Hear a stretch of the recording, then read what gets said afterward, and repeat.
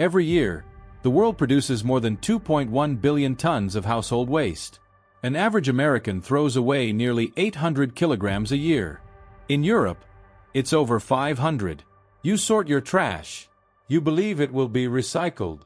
But globally, only about 9% of plastic has ever been recycled. After China shut its doors to foreign waste in 2018, trash from the US and Europe flooded into Malaysia, Indonesia, and Ghana.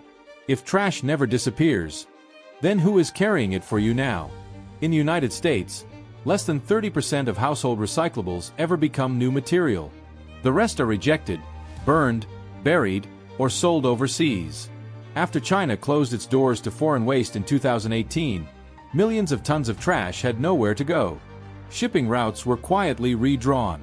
Containers once headed to Shanghai were rerouted to Malaysia, Indonesia, Vietnam, and Ghana. At ports in Southeast Asia, inspections revealed an uncomfortable truth. In Malaysia, authorities found that more than half of incoming recyclable plastic shipments were contaminated with food waste, diapers, and mixed trash. Entire containers were abandoned when local processors refused to touch them.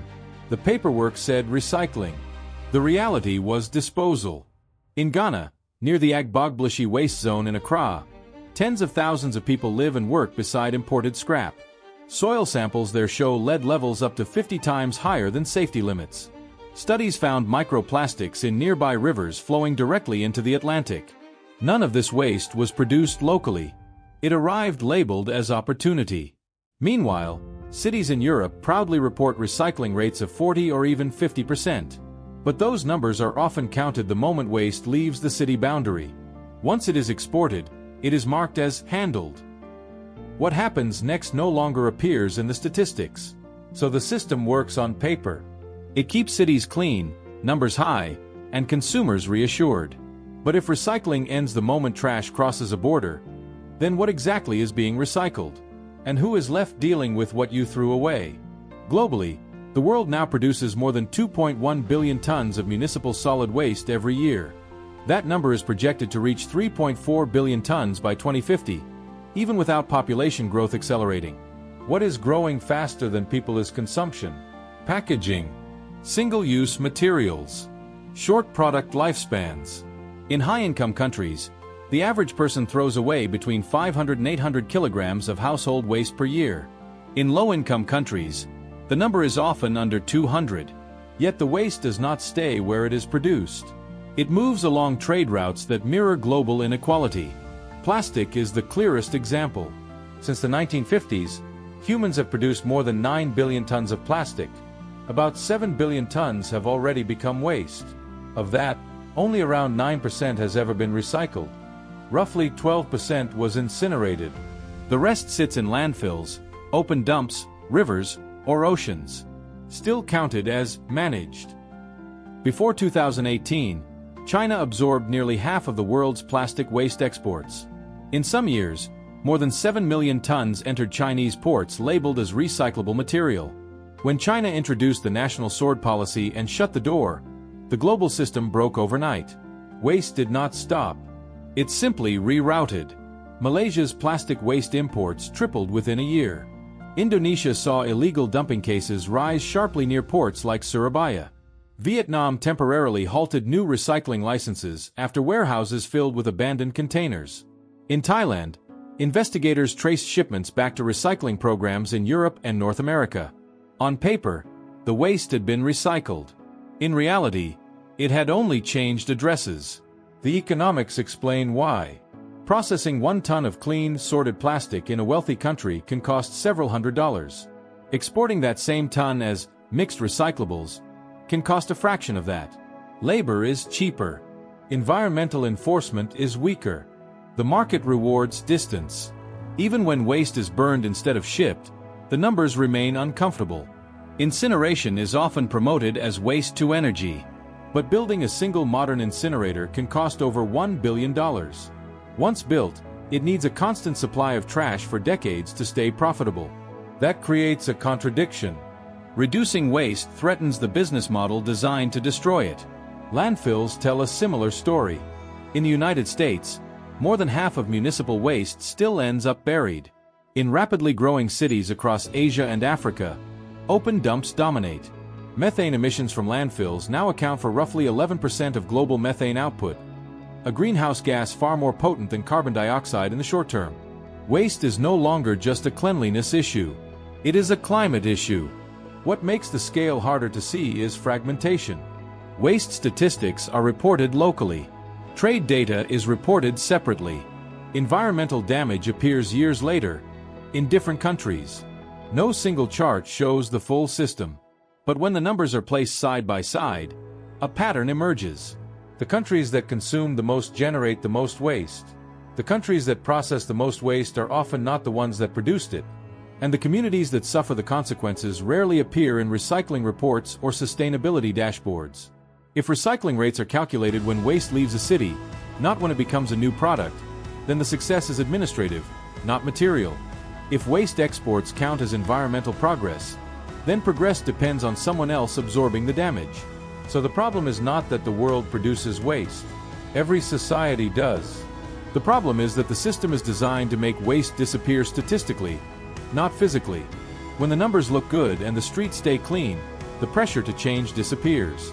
And as long as waste can be moved cheaper than it can be reduced, the total volume will keep growing. If this is the true scale of the problem, then the question is no longer whether recycling works.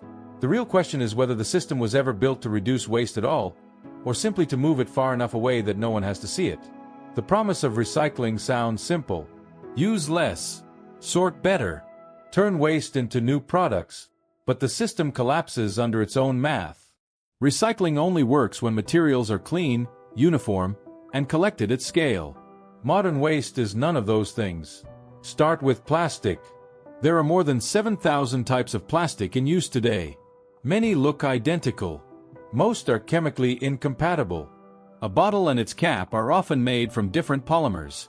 Add food residue, labels, dyes, and mixed packaging, and the material loses value fast.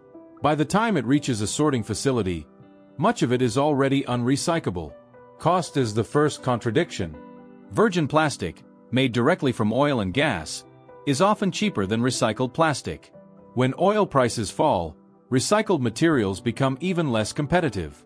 In the United States and Europe, producing 1 ton of recycled plastic can cost 2 to 3 times more than producing virgin resin. The market chooses price, not intention. Contamination is the second contradiction. Recycling programs depend on households doing the sorting.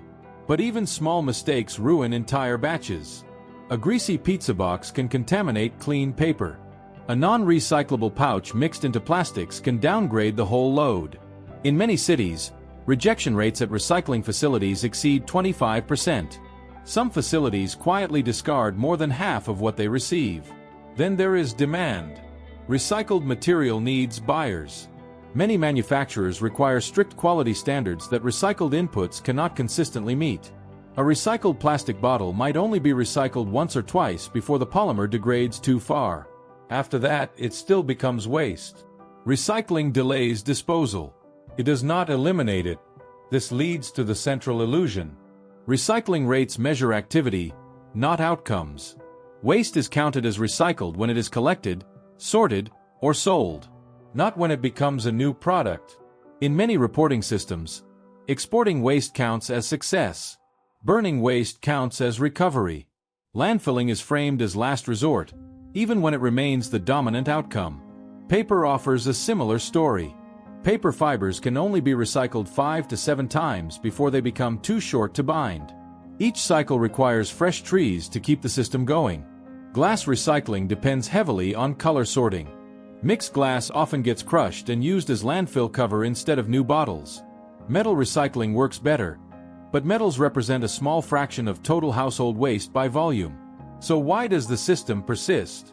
Because recycling solves a political problem. It allows consumption to continue without confronting reduction. It shifts responsibility from producers to consumers. If waste piles up, the narrative says people sorted incorrectly, not that products were designed to be disposable. Packaging illustrates this clearly. Over 40% of global plastic production goes into packaging, most of it used once.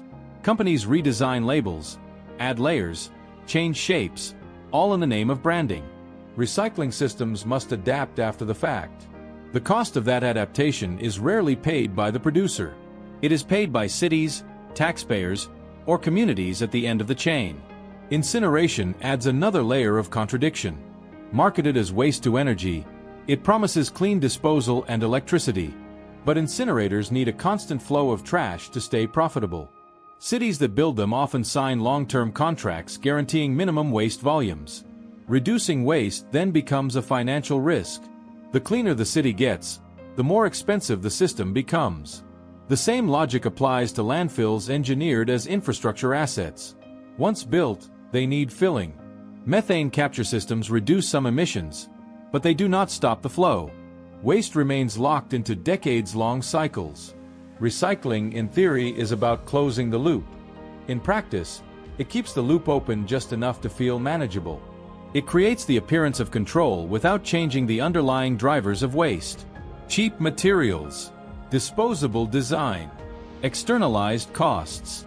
So the paradox is not that recycling fails sometimes. The paradox is that it succeeds exactly at what it was designed to do. It keeps consumption socially acceptable. It keeps waste statistically invisible. And it keeps the system moving forward without asking who pays when the material finally has nowhere left to go. If recycling delays disposal, shifts responsibility, and depends on someone else absorbing the damage, then what problem is it actually solving? And if the system cannot function without waste continuing to grow, then what happens when there is nowhere left to send it? The waste system does not run on good intentions.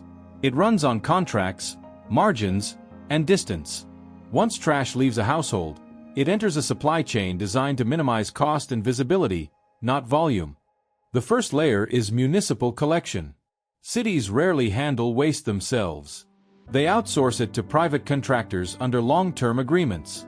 These contracts reward efficiency measured in tonnage moved, not waste reduced. The more trash collected, the more stable the revenue. Less waste means renegotiation or losses. From there, waste is sorted into categories that look technical but function financially. Recyclable, residual, energy recovery. Each label determines where the material can legally go. Once labeled, it becomes a commodity, not something to be eliminated, but something to be sold. At material recovery facilities, speed matters more than precision. Conveyor belts move fast. Optical sorters misread dark plastics. Manual workers have seconds to decide. Contamination rises. Rejection piles up. What cannot be sold locally becomes exportable. Exporting waste is where the machine becomes global. A shipping container can carry over 20 tons of plastic scrap. Filling it with mixed recyclables is cheaper than processing them domestically. Brokers step in. They buy waste by the ton and sell it across borders under vague classifications like reprocessed material or secondary raw input. On paper, everything is legal. Under international trade rules, waste labeled for recycling is not always treated as waste. It is treated as goods. Customs officials inspect paperwork, not polymers. Once the container leaves port, responsibility dissolves. After China's 2018 ban, this network adapted instantly.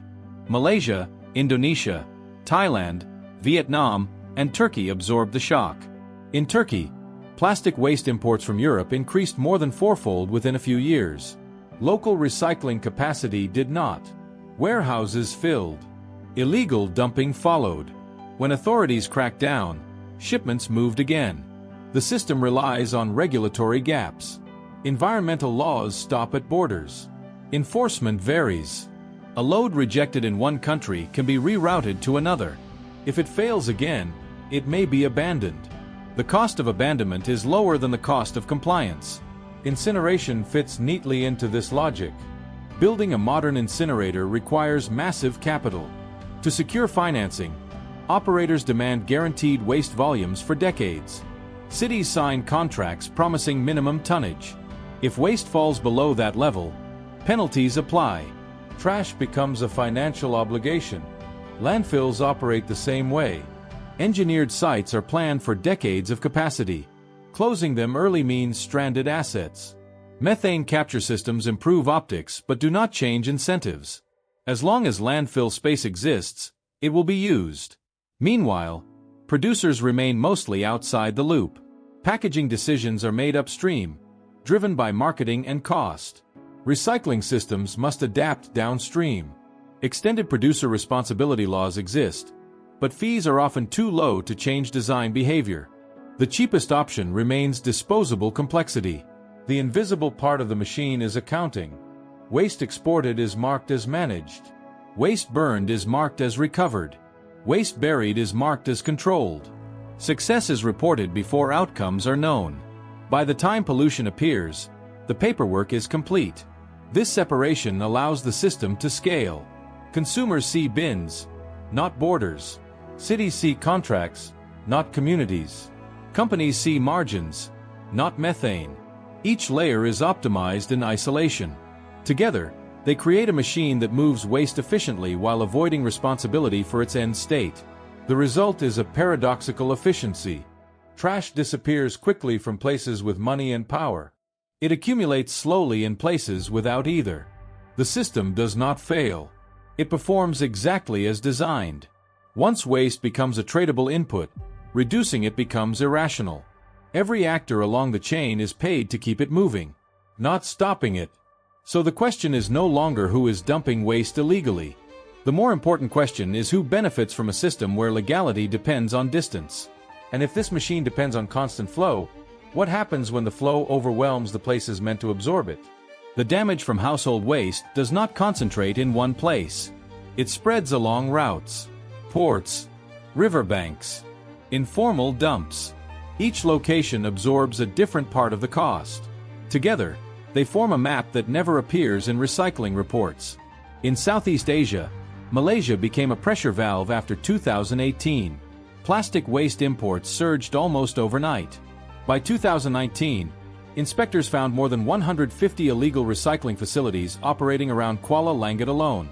Many burned plastic openly to reduce volume. Air samples detected toxic compounds linked to respiratory illness. When the government ordered closures, thousands of tons of imported waste were left behind, abandoned by brokers who vanished once profits disappeared. Indonesia tells a slower story. In East Java, paper mills imported plastic mixed with paper scrap as fuel and feedstock. Villages near these facilities reported rivers clogged with plastic fragments and ash. Farmers described rice fields turning brittle, yields falling year after year. The waste arrived legally, processed cheaply, and left contamination no one had budgeted for. In Turkey, the gateway to Europe's waste, plastic imports from the EU multiplied within a few years. Satellite images later showed new dump sites appearing near Adana and along the Mediterranean coast. Some sites burned at night to avoid detection. Residents reported constant smoke and rising cancer concerns. Officially, much of the waste had been recycled. On the ground, it had simply been relocated. Across the Atlantic, Ghana shows the human endpoint. Near Accra, informal waste zones handle electronics, plastics, and mixed scrap imported or diverted from global flows. At Agbogbloshie, workers dismantle waste by hand. Blood tests in nearby communities revealed elevated levels of lead, cadmium, and mercury. Life expectancy is shorter. Childhood illness is common. The waste did not arrive as charity. It arrived through trade. India faces a different scale. Rapid urbanization produces tens of millions of tons of municipal waste annually. In cities like Delhi and Mumbai, landfills rise like hills. Fires smolder for months. In 2022, methane fires at landfills forced evacuations and shut down nearby roads. These sites receive both domestic waste and diverted international scrap. The boundary between local and global trash blurs. Latin America reflects another pattern.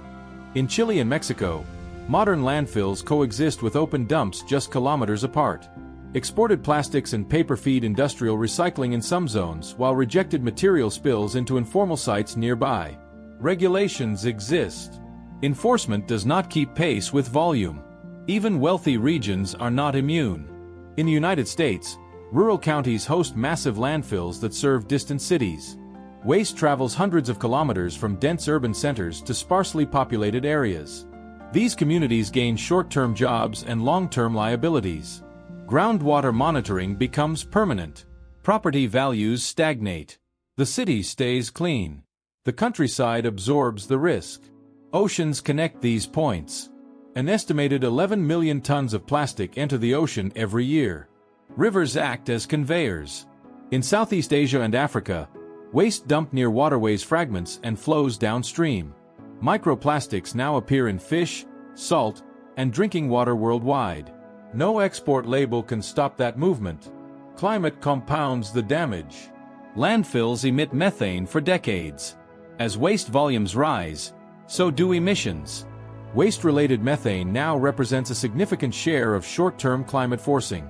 The places hosting landfills bear both local pollution and global consequences. What ties these locations together is not culture or governance alone. It is position. They sit at the end of the chain. They lack bargaining power. When they resist, the system shifts again. Waste finds the next port, the next border, the next community willing or forced to take it. The map keeps expanding because no single place carries the full cost. Each site absorbs only a fragment. Smoke here, contaminated soil there, illness somewhere else. The total never appears on one balance sheet. This fragmentation makes accountability impossible. By the time damage is measured, contracts have expired. Brokers have moved on. Cities report success. Recycling targets are met. But on the ground, the pattern is visible. Wherever waste settles, it stays. Wherever it stays, it reshapes land, water, and health. And once a place becomes known as a waste destination, reversing that identity becomes almost impossible. If this is the global map created by a system meant to manage waste responsibly, then the question is not whether recycling fails in specific cases. The question is why so many different places end up paying the same price for a problem they did not create. And what happens when the map runs out of empty spaces? In 2018, when China shut its doors to foreign waste, governments called it a trade dispute. For the global waste system, it was a shock event. Overnight, millions of tons of trash lost their destination. Contracts remained. Collection continued. Only the endpoint disappeared. Containers already at sea had nowhere to dock. Others piled up in ports. Brokers scrambled. Within months, shipments were rerouted to countries that had neither the capacity nor the political leverage to refuse them. Malaysia became one of the main pressure points. By 2019, inspectors in Selangor uncovered hundreds of illegal recycling operations hidden in industrial zones and rural outskirts. Many were registered as small workshops. In reality, they handled thousands of tons of imported plastic. Sorting was minimal. Burning was common. Residents reported thick smoke that settled at night and lingered into morning. Clinics recorded rising respiratory complaints. When authorities ordered shutdowns, operators vanished, leaving behind stockpiles of contaminated waste with no owner. The government attempted to return the trash. More than 150 shipping containers were sent back to exporting countries. But most shipments were never traced. The paperwork pointed to shell companies. Addresses led nowhere. The waste remained. A similar pattern emerged in Indonesia. In East Java, imported plastic mixed with paper scrap was used as fuel in paper mills. Ash and residue were dumped nearby. Villagers found plastic fragments embedded in soil. Rice yields dropped. Water sources turned cloudy during the dry season. Testing later found heavy metals exceeding safe thresholds. The waste had arrived legally. The damage did not matter. Vietnam tried to halt the flow by freezing new import licenses. Containers stacked up at ports like Hai Phong. Warehouses filled. Some shipments were quietly released. Others were abandoned. The ports became storage sites for global indecision. Turkey followed. As Europe searched for alternatives, plastic waste exports surged. In Adana, residents filmed fields turning into dumping grounds. Fires burned at night. Local officials blamed illegal operators. Export records showed the waste arrived as recyclable material. Responsibility dissolved between borders. Then came the fires. In India, massive landfill fires burned for weeks, releasing toxic smoke across nearby neighborhoods. In 1 year alone, landfill fires in major cities forced school closures and hospital warnings. Methane built up faster than it could be vented. Waste that had been moved, buried, and delayed finally ignited. These were not isolated accidents. They were pressure releases. When a system built on constant flow loses outlets, it ruptures. The rupture appears as fires, abandoned containers, poisoned soil, and communities left to absorb what no one else wanted. What makes this moment the climax is not a single disaster, but the simultaneity.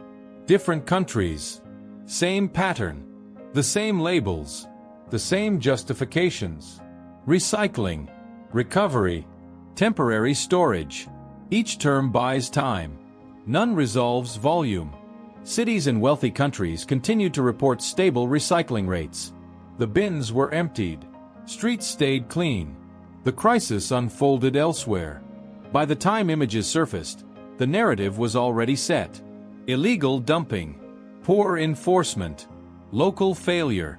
But the timeline tells a different story. The surge began immediately after export routes shifted. The scale matched the volumes no longer accepted by China. The locations matched regulatory gaps. This was not coincidence. It was redistribution under stress.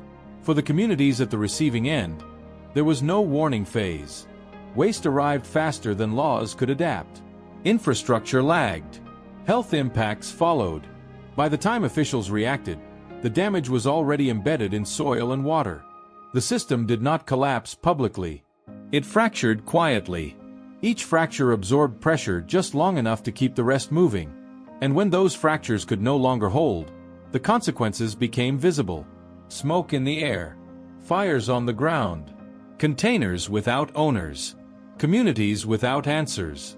If this is what happens when the global waste system loses one outlet, then the question is not whether another crisis will come. The question is how many more places will be pushed to absorb the next one before the system finally runs out of room. The collapse does not arrive as a single moment. It unfolds slowly, layer by layer, until the damage becomes permanent. By then, the system has already moved on. Start with land. Once a site becomes a dumping ground, reversing it is rare. In Southeast Asia, former agricultural land near illegal recycling zones shows long-term contamination. Soil tests reveal persistent heavy metals and microplastics years after operations shut down. Crops absorb what cannot be removed. Farming stops. The land stays poisoned long after the waste traders disappear. Water follows. Open dumps leak. Landfills seep. In Ghana, Indonesia, and parts of India, groundwater near waste sites shows elevated levels of lead, arsenic, and organic pollutants. Communities switch to bottled water when they can afford it. When they cannot, exposure becomes routine. The cost is measured in illness, not invoices. Air completes the cycle. Burning waste releases dioxins, furans, and fine particles. These compounds travel far beyond dump sites. In cities downwind of major landfills, respiratory disease rates rise quietly. Fires burn for weeks because the waste beneath the surface never fully extinguishes. Smoke becomes seasonal. Climate locks the damage in place. Landfills emit methane for decades. Even well-managed sites release gas long after closure. Waste-related methane now represents a significant share of short-term global warming potential. The emissions come from yesterday's trash, but the consequences stretch into the future. Infrastructure absorbs another blow. Cities expand toward former dump sites once land appears unused. Buildings settle unevenly. Roads crack. In several regions, construction over old landfills leads to subsidence and structural failure years later. The original waste becomes an invisible fault line beneath modern development. Social collapse follows environmental collapse. Communities hosting waste facilities experience declining property values and rising health costs. Jobs linked to waste processing are unstable and dangerous. Once a place is labeled a waste destination, investment shifts elsewhere. Schools, clinics, and services lag behind. Children grow up inside the system without choice. In informal waste zones, exposure begins early. Studies link childhood contact with waste sites to developmental delays and chronic illness. These impacts do not appear in recycling statistics. They appear decades later, in healthcare systems already under strain. Even when governments respond, the damage resists repair. Cleanup programs are expensive and slow. Removing contaminated soil requires excavation and safe disposal elsewhere. The waste must go somewhere. The cycle repeats. Meanwhile, exporting countries rarely feel the collapse directly. Their streets remain clean. Their reports remain positive. Recycling targets are met. The cost of failure is externalized. Responsibility fades with distance. The final collapse is trust. When communities see waste arrive without consent and damage without compensation, faith in regulation erodes. Illegal dumping becomes normalized. Enforcement becomes reactive.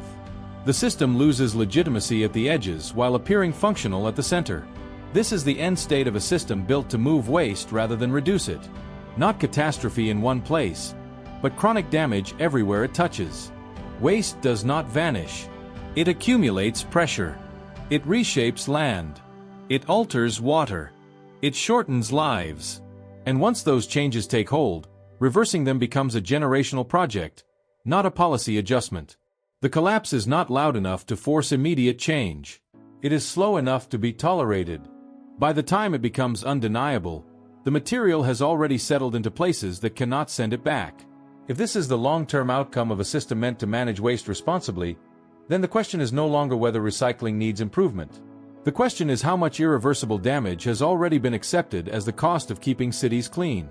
And how many more communities will be asked to absorb that cost before the system finally acknowledges what it has been building all along. In the beginning, the story looked simple. A bin. A label. A promise that sorting was enough. The numbers felt reassuring. Recycling rates. Recovery targets. Sustainability reports. But once the routes are traced, the language changes. Trash does not disappear. It moves. It waits. It accumulates where visibility is lowest and resistance is weakest. Every system we followed relied on distance. Distance between the consumer and the consequence. Distance between the report and the river. Distance between the city and the landfill that feeds it. Recycling works best when the end of the chain stays out of sight. What makes this uncomfortable is not that waste exists. Every society produces waste. What makes it uncomfortable is how deliberately the system avoids asking where it finally settles. The moment trash crosses a border, it stops being counted as a problem. The moment it is burned, buried, or exported, it is marked as resolved. The damage, however, does not follow accounting rules. Soil remembers. Water carries residues forward. Air spreads what land cannot absorb. Years later, communities still live with the consequences of materials someone else used once and forgot. Recycling was sold as a solution that required no sacrifice. Keep consuming. Just sort better. But the evidence points elsewhere. The system does not struggle because people sort incorrectly. It struggles because it was never designed to handle the volume it enables. This is why the same patterns repeat. New ports replace old ones. New communities absorb what others reject. When one country closes its doors, the flow shifts. The system adapts faster than regulation because it is driven by cost, not care. The clean city and the polluted outskirts are not opposites. They are connected. One exists because the other does. Every ton of waste that leaves a city must arrive somewhere. Every report that claims success leaves a footprint outside the frame. The most uncomfortable part is that this system does not require secrecy to function. It operates openly, legally, and efficiently. Contracts are signed. Containers are labeled. Metrics are met. Only the outcome is hidden. So the question is not whether recycling is good or bad. The question is what role it actually plays. Is it a tool to reduce waste? Or is it a mechanism that makes waste socially acceptable as long as it can be moved far enough away? If the system depends on exporting damage to survive, then its stability is temporary. At some point, every place runs out of space. Every community reaches a limit. When that happens, the problem will not arrive as a new crisis. It will arrive as the accumulation of old ones we chose not to see. And when we say we are throwing something away, the real question is not where it goes. The real question is who is forced to live with it after we stop looking.